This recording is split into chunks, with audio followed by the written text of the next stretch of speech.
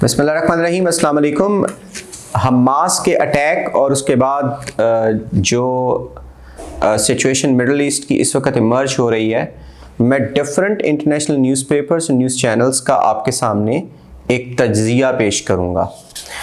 एक news channel जो कि बहुत बड़ा न्यूज़ चैनल है हिंदुस्तान का, उसके मुताबिक हमास के अटैक की वजह से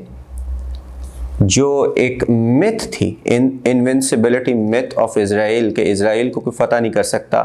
या इज़राइल की डिफेंस को कोई तोड़ नहीं सकता, वो एक टेक्स्ट बुक एग्जाम्पल है ऑफ परफेक्शन की। उस मिथ को तो एक दफ़ा हमास ने हिला के रख दिया है। हमास ने जिस तरीके से उनके आयरन डोम सिस्टम को बैफल किया और जैसे उनकी मेजर डिफेंस लाइंस से उनको डिसीव करके वो इज़राइल के डिफरेंट हिस्सों में पहुंचकर उन्होंने कार्रवाई की और एक अंदाजे के मुताबिक 1400 के करीब जो इज़राइली हैं वो उनको मारा और बहुत सारों को वो हॉस्टेज बनाकर अपने साथ ले आए, उनको टनल्स में रखा हुआ है। और फिर नैरेटिव बिल्डिंग के लिए उन्होंने कुछ ख़वातीन और बच्चों को छोड़ा और वही ख़वातीन और बच्चे उनके हुस्न सलूक की बातें पूरी दुनिया के सामने इंटरनेशनल मीडिया के ऊपर बता रही हैं। अगर तो ये बात सच है कि ये सब कुछ हुआ है, तो फिर तो इज़राइल की इनविंसिबिलिटी मिथ जो है वो खाक में मिल गई है कि इज़राइल को कॉन्कर नहीं किया जा सकता, उसका डिफेंस जो है इम्पेनिट्रेबल है। और उसी न्यूज़ चैनल्स पे कुछ डिफेंस एनालिस्ट्स बैठे हुए थे जिसमें एक्स जनरल और एक्स मिलिट्री पर्सनल थे। उनके मुताबिक इज़राइल की मिलिट्री स्ट्रेटजी को और मोसाद को दुनिया के बड़े बड़े पर्सनल को पढ़ाया जाता है। हमारी जो आर्मी की जो ट्रेनिंग सेंटर्स हैं वहाँ पे जो कैडेट्स हैं उनको बाकायदा उन बुक्स का मुताला करवाया जाता है कि किस तरीके से इज़राइल ने अपनी डिफेंस को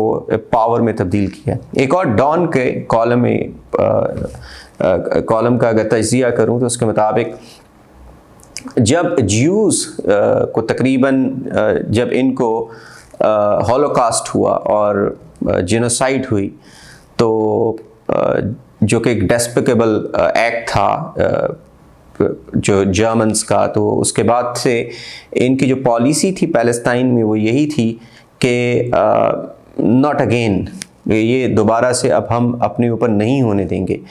और इस वाक़े को जो अक्टूबर में एक अटैक हुआ, इसको 9/11 भी कहा जा रहा है इज़राइल का, यानी कि एक तरह से शॉक था ये इज़राइल के लिए जिस तरीके से ये एक्ट किया गया। क्योंकि पूरी दुनिया में अगर 100 फ़लस्तीनी मारे जाएँ तो this is not a news, this is just a common news like the other news which appear on newspapers and channels।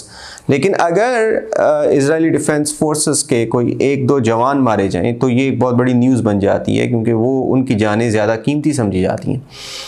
लेकिन ये काम स्टार्ट हुआ। अब दूसरा एक और न्यूज़पेपर जो कि इंटरनेशनल स्टेचर का है, वो तज्ज़िया ये कर रहा था कि इसमें रशिया और ईरान की इन्वॉल्वमेंट को आप जो है उससे नज़र नहीं हटा सकते हैं, क्योंकि पूरी दुनिया का फोकस यूक्रेन की तरफ था और जो नैरेटिव था जो पूरी दुनिया का था वो रशिया के ख़िलाफ़ बिल्ड हो रहा था through social media, international media. अभी अचानक ही जब ये गज़ा से अटैक होता है हमास का और फिर उसके बाद बम्बार्डमेंट स्टार्ट होती है और मिडल ईस्ट का एक क्राइसिस शुरू होता है, तो यूक्रेन और रशिया से फोकस पूरी दुनिया का हट गया, ख़ासतौर पे मीडिया का, और मिडल ईस्ट के ऊपर हो गया। ना सिर्फ मिडल ईस्ट में इज़राइल को इस तरीके से दिखाया गया कि वो एग्रेशन कर रहा है और उसके ख़िलाफ़ नैरेटिव बिल्ड हुआ, बल्कि उसके साथ साथ अमेरिका जो कि उसका इत्तेहादी और दूसरे सेटलर कॉलोनीज़ जैसे कनाडा है, ऑस्ट्रेलिया है और अमेरिका ख़ुद भी एक सेटलर कॉलोनी है, और उनके जो सपोर्टर्स हैं जो वेस्टर्न कॉलोनाइजर्स थे पास्ट के, वो सारे एक ही जगह पे इकट्ठा हो गए हैं। तो उनके ख़िलाफ़ भी एक नैरेटिव बिल्ड हुआ इवन उनकी अपनी पब्लिक के अंदर। तो इस तरीके से ये जो मिडल ईस्ट का एक क्राइसिस पैदा हुआ, ये रशिया और ईरान के लिए फ़ायदेमंद है, क्योंकि ईरान और रशिया से नज़रें हट कर पूरी दुनिया की इस वक्त मिडल ईस्ट के ऊपर हो गई। एक और न्यूज़पेपर का एनालिसिस था कि अब्राहम अकॉर्ड के तहत जो यक्के बाद दीगरे अरब कंट्रीज़ एक्सेप्ट कर रहे थे, डिप्लोमेटिक रिलेशंस को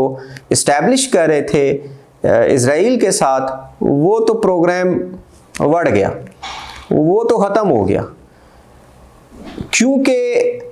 और कोई तरीका नहीं था इस अब्राहम एकॉर्ड को ख़त्म करने का, इसके अलावा कि हमास एक कार्रवाई करें और इतनी बड़ी कार्रवाई हो कि उसके बाद उसका रिएक्शन भी उससे ज़्यादा फोर्सफुल आए। और जब वो रिएक्शन आया और उसके बाद से जो हमास के जो मीडिया विंग हैं, जिस तरह से उन्होंने पिक्चर्स को प्रेजेंट किया इंटरनेशनल मीडिया के ऊपर, और जैसे उनके लोग जो है सोशल मीडिया के ऊपर उसको चला रहे हैं। एक और इंटरनेशनल न्यूज़पेपर का ये तबसरा था कि इससे पता चलता है कि जो फोर्सेस इज़राइल और अमेरिका ने अनलीश की थी, सोशल मीडिया की फोर्सेस, वही फोर्सेस जो हैं अमेरिका और इज़राइल के ख़िलाफ़ काम कर रही हैं। इसका मतलब ये नहीं था कि once you have set in motion this forces for the projection of your image, these forces now are working in the rejection of the same image. तो ये भी एक बड़ा अच्छा एनालिसिस था। और पूरी दुनिया में जो पब्लिक अवेयरनेस एक तरह से बिल्ड हो रही है, और एक पब्लिक प्रेशर ना सिर्फ अरब कंट्रीज़ पर, मुस्लिम कंट्रीज़ पर, और यूरोप में, अमेरिका में, कनाडा में जो इतने बड़े बड़े जुलूस हो रहे हैं, no doubt mainstream media उसको उस तरीके से कवरेज नहीं दे रहा जिस तरीके से कवरेज देनी चाहिए थी या आम इंसिडेंट्स को दी जाती है, लेकिन इसके बावजूद वो प्रेशर को बिल्ड कर रहे हैं। एक और मैं फरीद ज़करिया का इंटरव्यू सुन रहा था जो कि CNN के ऊपर होते हैं, और वो किसी प्रोफेसर जो कि यूनिवर्सिटी के प्रोफेसर थे उनसे इंटरव्यू ले रहे थे। तो उनके बकौल के कंसर्निंग चीज़ ये है कि टीचर्स नहीं बल्कि यूनिवर्सिटीज़ और कॉलेजेस के जो बच्चे हैं वो इज़राइल को एक ऐसी स्टेट समझते हैं, वो अपार्थाइड स्टेट है, और वो वहाँ पे साबित करने की कोशिश कर रहे थे कि Israel is not apartheid state, क्योंकि अपार्थाइड स्टेट की जो डेफिनेशन है उनके बकौल एक डिफरेंट डेफिनेशन है। वो मिसाल दे रहे थे कि अपार्थाइड जो साउथ अफ्रीकन स्टेट थी उसमें तो जो ब्लैक पीपल थे they didn't have any representation in assemblies, they were segregated from the mainstream societies, but in Israel there were many Muslim or Arabs that were living and they had the representation in their parliament, or their institutions are exclusive where Arab representation is present। तो इस तरीके से करके वो दे रहे थे, लेकिन वो उनके बकौल के जो अमेरिकन स्टूडेंट्स हैं वो ऐसा नहीं समझते हैं, और वो इज़राइल को और अमेरिका जो कि उसके सपोर्टर है उसको इसके मुखालिफ सिमत में समझते हैं, उसको उसके लिए अच्छी निगाह से वो नहीं देखते हैं। तो चलें, ये भी एक अच्छी बात इससे निकल के सामने आई। नो डाउट जिस तरीके से जो डेवस्टेशन हो रही है, तबाही हो रही है गज़ा के अंदर, जो बच्चों की तस्वीरें हमारे सामने आती है तो दिल खून के आंसू रोता है। लेकिन इस सारी सूरत हाल में हमें सिर्फ एक ही सबक या लेसन या हमारे सामने एक हिस्टोरिकल इवेंट है कि जब आइडियोलॉजी आपकी सच्ची हो तो फिर उसके पीछे सारी फैमिलीज़ को कुर्बानियाँ देनी पड़ती हैं। और हुसैन की मिसाल रज़ी अल्लाह ताला अन्हु अलैहिस्सलाम, उनकी मिसाल हमारे सामने मौजूद है कि उन्होंने कैसे अपनी पूरे ख़ानदान की कुर्बानियाँ दी और उसके बाद इमर्ज हो कि उनकी आइडियोलॉजी जो कि अभी तक ज़िंदा है वो रही है। तो ये एक हुसैनी जज्बा है। कुछ लोग तो इसके ख़िलाफ़ बात करते हैं कि हमास ने बहुत बड़ी गलती की, उन्होंने अटैक किया जबकि उनको पता था कि इसका फियर्स रिएक्शन आएगा, और आया भी, और कितने सारे लोगों को, जो हज़ारों लोगों को उन्होंने शहीद कर दिया, जो 1400, लेकिन ये 1400 जो उनके काम आए हैं, और उसके बाद फिर उन्होंने जो बम्बार्डमेंट की है। क्या एक और CNN के ऊपर एक और तबसरा निगार थे जिनसे पूछा गया कि हमास ने इतनी बड़ी गलती क्यों की, और कमज़ोर थे, उनको पता था कि इससे भी डबल रिएक्शन आएगा। तो उनका कहना ये था, CNN के ऊपर बैठ के उनको ये कहना था कि गज़ा के पीपल आहिस्ता आहिस्ता मर रहे हैं। उन्होंने ये शायद डिसाइड किया कि आहिस्ता मरने की बजाय जल्दी मरें, क्योंकि वो तो एक ह्यूमन प्रिजन है। उन्होंने अटैक किया, ये एक डेस्परेट अटैक था, और जब आप मार्जिनलाइज करें किसी सोसाइटी को तो फिर डेस्परेशन से फिर आपकी जो एक्सट्रीम एक्ट हैं वो निकलते हैं। तो ये थे कुछ लेसन्स जो कि इज़राइल और हमास की जो वॉर है उसमें हम इसको ले सकते हैं। फिर एक और भी कैंपेन पूरी दुनिया में, चाहे वो मुसलमानों में शुरू हुई है, वो कैंपेन है कि आप बाइकआउट करें उन ब्रांड्स का जो कि इज़राइल को फंड करती हैं किसी न किसी तरीके से।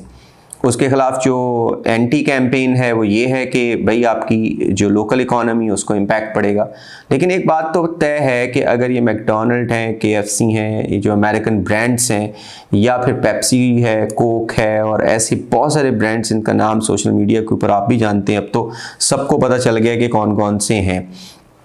इनका 3% से 20%, एक स्टैट के मुताबिक 3% से 20% इनकी पेरेंट ऑर्गेनाइजेशन को जाता है। यानी कि वो जिन्होंने जनरेट की हैं इन फ्रेंचाइजेस को, और फ्रेंचाइजेस अपने मालिकीन को, नो डाउट ये फ्रेंचाइजेस इस वक्त लोकल बिजनेसेस प्रोवाइड कर रही हैं, इससे जॉब्स क्रिएट होती हैं, लेकिन जो मालिक है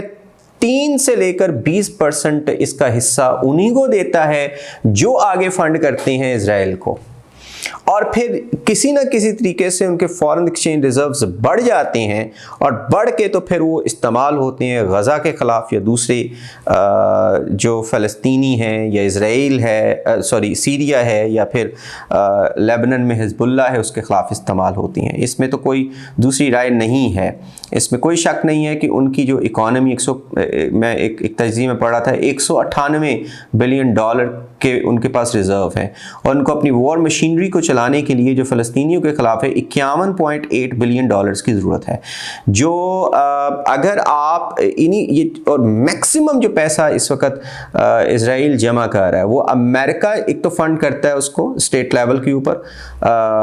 सबसे बड़ा रिसिपिएंट है एड का इज़राइल, लेकिन इससे भी ज़्यादा जो फंड करती हैं ये इंटरनेशनल कंपनीज़ हैं।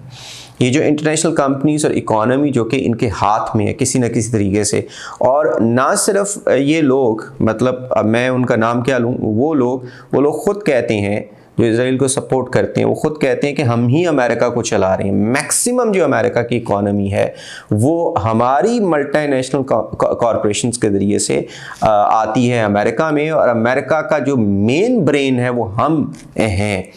अगर हम लोग सिर्फ, क्योंकि ये सबसे बेहतरीन तरीका है, आप अपनी सड़कें तोड़ो, आप अपनी आग लगाओ, आप अपनी पार्लियामेंट्स को जलाओ, इससे उनको कोई फ़र्क नहीं पड़ने वाला। फ़र्क पड़ेगा एक एक चवन्नी से, एक एक रुपया से, एक एक पेनी से, एक एक डॉलर से।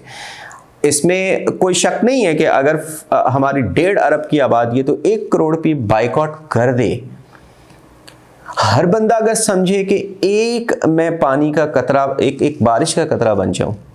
अब कोई ये ना समझे कि मैं एक करने से मेरे क्या फ़र्क पड़ेगा। 1.5 अरब की आबादी है हमारी, और शायद 1.5 अरब से भी ज़्यादा होगी इस वक्त। तो अब एक बंदा समझेगा कि मैं क्या कर सकता हूँ। 1 करोड़ भी बाइकआउट कर लें तो फ़र्क तो पड़ेगा। बिजनेसमैन जो है अपने प्रॉफिट के मामले में बहुत सेंसिटिव होता है। आप देख लें कि बड़े बड़े बिजनेसमैन जब उनको लॉस होता है तो वो क्या कहती हैं, वो कहते हैं कि यार लॉस हो गया। और कितना लॉस हो गया कि पिछले दफ़ा मैंने 90 करोड़ कमाया था, तो आज इस दफ़ा मैंने सिर्फ 80 करोड़ कमाया, तो 10 करोड़ कहाँ गया, वो लॉस हो गया। हालांकि अभी भी बेनिफिट हो रहा है उनको। तो आप समझें कि बेनिफिट तो उनको चाहे बाद में भी हो इन कंपनीज़ को, और इन कंपनीज़ के ज़रिए से उनकी पेरेंट कंपनीज़ को जो जनरेटर्स हैं, लेकिन जो एक डॉलर का लॉस है वो बड़ा पिंच करता है आपको। तो मेरा ख्याल है कि जो कैंपेन चल रही है इसको चलने रहने देनी चाहिए। Thank you very much.